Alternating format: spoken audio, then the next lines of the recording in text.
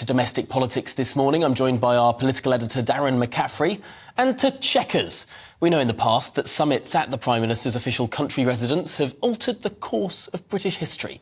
But Darren, I suppose today we're not expecting a sort of seismic intervention as was decided at the in the midst of Theresa May's prime ministership.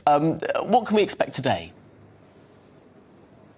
Yeah, hopefully we're not going to see this meeting in Chequers, Tom, change the course of history. That would be quite something, wouldn't it? You never know with politics, do you? Let's look at what's going to happen. We're going to see the cabinet gather there today. There's going to be a political cabinet, i.e. looking at the politics of the Conservative Party. We know they're going to be briefed on the possibilities around the next general election, how well or indeed how badly they may well do. We're told there's going to be a frank assessment of the Conservatives' position in the polls, and it's not looking good. There's one poll out today suggesting they are just on 22 points, way behind Labour, who shot up to 50 points in the polls.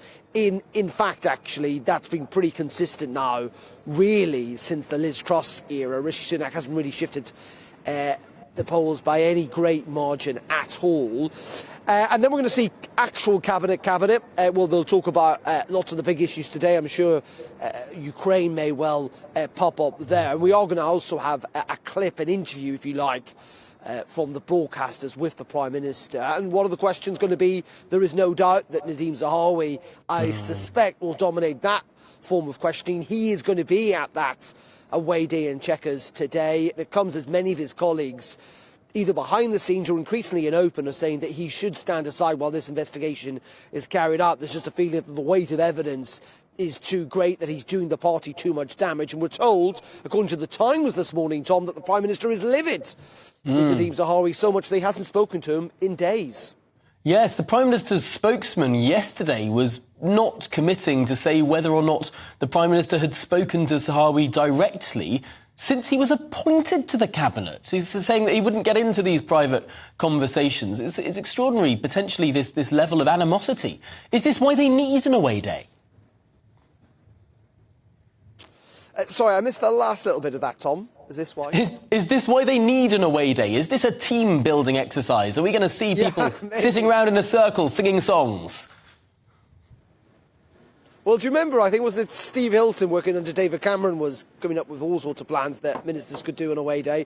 No, I think this will be a bit more suited and booted around the table, if you like. But yeah, I think there is a sense that, the cabinet collectively don't spend that much time together, do they? I mean, cabinet meetings are incredibly short these days. They last for 45 minutes, an hour at most, normally on a Tuesday morning. So collectively, the cabinet's actually not together very much.